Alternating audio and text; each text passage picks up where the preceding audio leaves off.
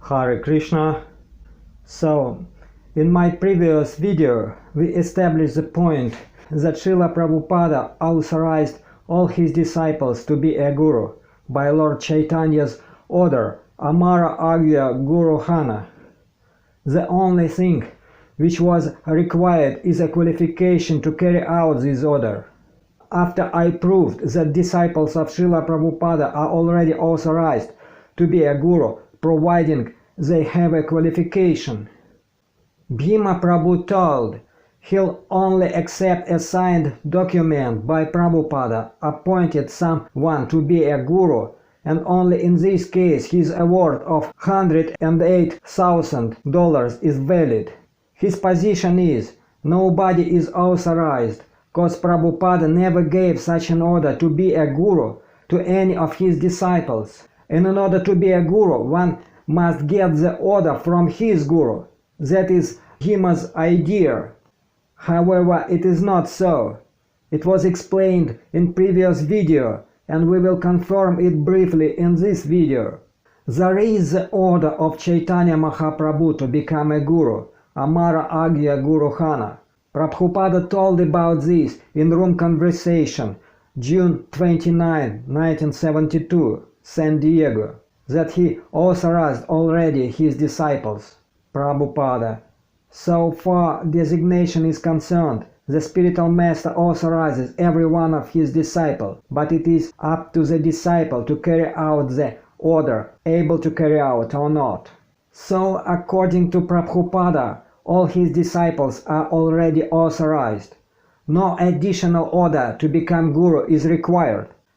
But we can distinguish who is authorized and who is not by qualification of one to carry out the order.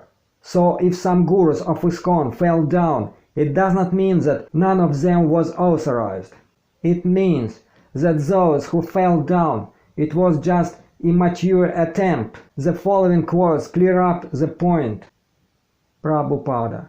The tendency for becoming guru is there, but after all, every one of you should become guru. But why immature attempt? That's my question. Everyone will become guru when he is expert disciple. But why this immature attempt? Guru is not a thing imitation. When one is mature, he becomes guru automatically. Prabhupada. Well, everyone is engaged to become Shiksha Guru, but one should become perfect. The attempt is what is called probationer. When probationer period is finished, then he is naturally, automatically bona fide guru. Not in the probationer period. This is immature attempt. That all failure. So Bhima says that one has to be ordered to become a guru by Prabhupada is understood incorrectly. Ritviks say that all ISKCON gurus are not bona fide because there are examples of gurus falling down. According to this logic, if some drivers got into road accident, they are not bona fide drivers, and the driving school which gave them a driving license should be closed down. If an airplane is crashed, then the pilot training school which gave him pilot license should be closed down. This is the fallacy of such a logic. In the very beginning, when it was zonal acharya era, those 11 appointed themselves acharyas, and it was immature attempt, according to Srila Prabhupada. That is why ISKCON faced many problems. Later, when new guru reform occurred, then it became more or less closer to the principle who is eligible to take the position of a guru. The guru who is qualified is able to carry out the order to be a guru. That's the point. Some gurus fell down, but there are the majority of gurus who did not fall down. So those who fell down, they are immature gurus. Those who did not fall down, they are bona fide gurus. That is the point. I personally know several strict Vaishnavas, ISKCON gurus, who proved strict adherence to the parampara without deviation from the very beginning of their becoming gurus. Gour Govinda Swami, Bhakti Swami Maharaj, Gour Govinda Swami Maharaj, Chaitanya Chandra Charan Maharaj, Haladhara Swami Maharaj. All those Vaishnavas showed an example of strict adherence to Parampara system through all of their life. That means they were qualified to carry out the order of Prabhupada and Lord Chaitanya to become a guru. Therefore, there are bona fide gurus in ISKCON. So Bhima's idea that one has to get an order to be a guru and none of ISKCON gurus had received that order from Prabhupada is a stupid statement based on ignorance.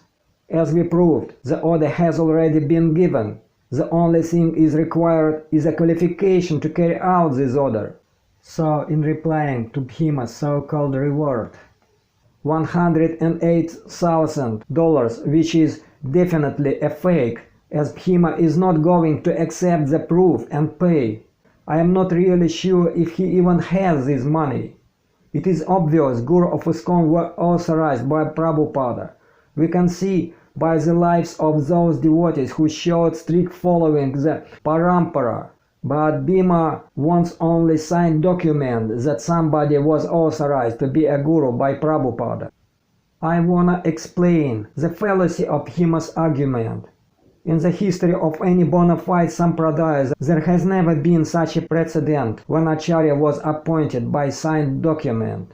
According to Bhima's logic, that Acharya has to have a signed document by previous Acharya, and following further Bhima's logic, Prabhupada is also not bona fide Acharya, as he did not have a signed document authorizing him to be a guru from Bhaktisiddhanta Saraswati Maharaj.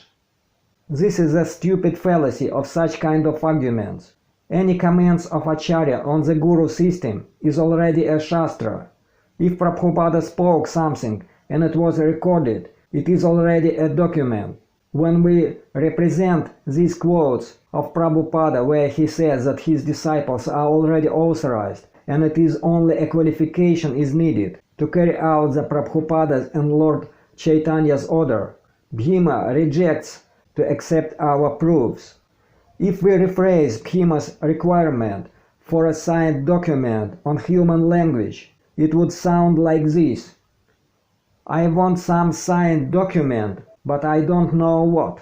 But when you put down before Bhima Prabhupada's statements, where he says that he already authorized his disciples, and that only a qualification is required to carry out the order to be a guru, and you name gurus of ISKCON who are being qualified for many years acting as guru without deviation.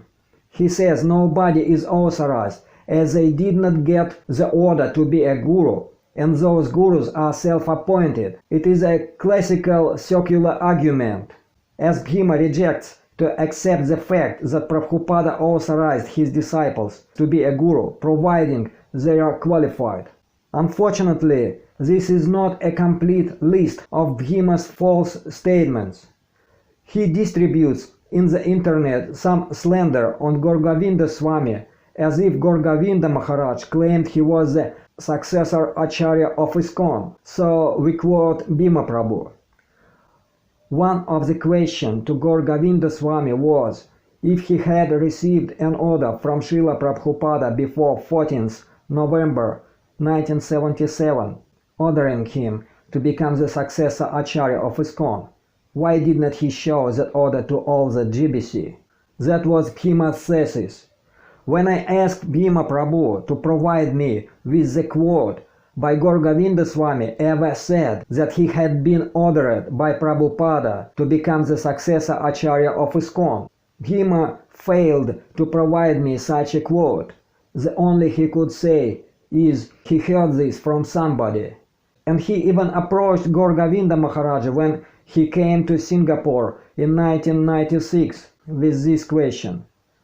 Gour Govinda told him there was no such an order, and Bhima immediately took it as Gour Govinda Maharaja had not been authorized guru, and he started blacking everywhere the name of the Maharaja.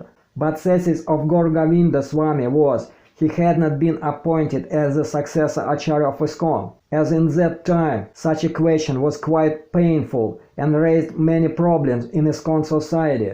As I know, Gour Govinda Swami had not ever claimed he was successor Acharya of ISKCON. On the contrary, He prohibited his disciples to spread such ideas. Try thus. When Gour Govinda Maharaja came to Italy in 1995, some of the temples did not invite him to come and speak. They were uncomfortable. There was some French devotee making politics that everyone should take initiation from Gour Govinda Maharaja because he was an Uttama Adhikari.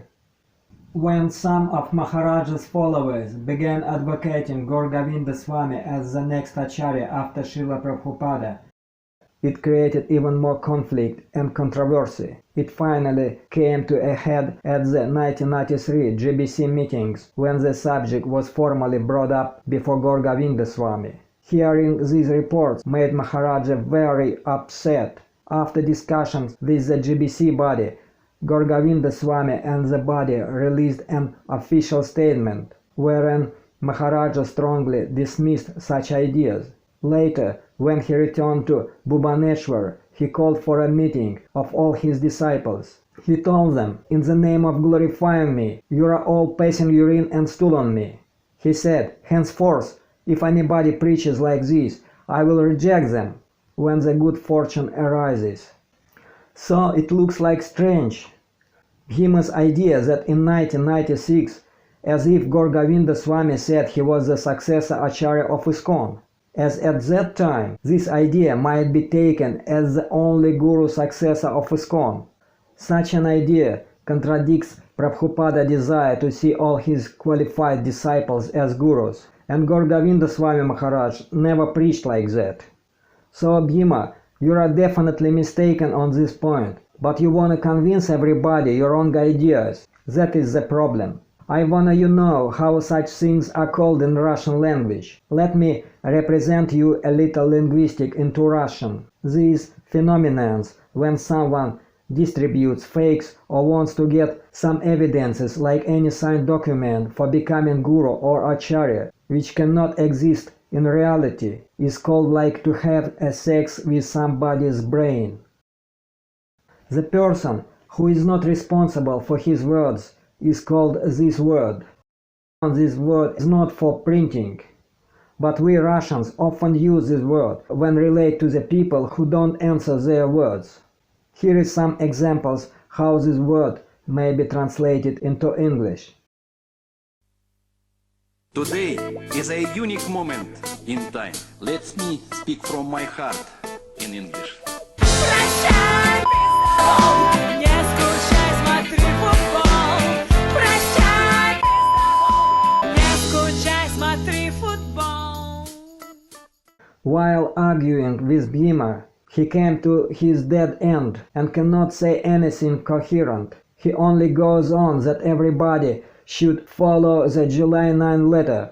He takes it as if it is some kind of final order of Prabhupada. So he and other Ritvik people like him demand everybody follow this letter. But unfortunately, if they had enough intelligence, they would understand nobody can follow this letter now for several reasons. First reason. Only 11 representatives of the Acharya are mentioned in the letter. Out of those 11 who are alive now, they don't support the Ritvik idea. Second point.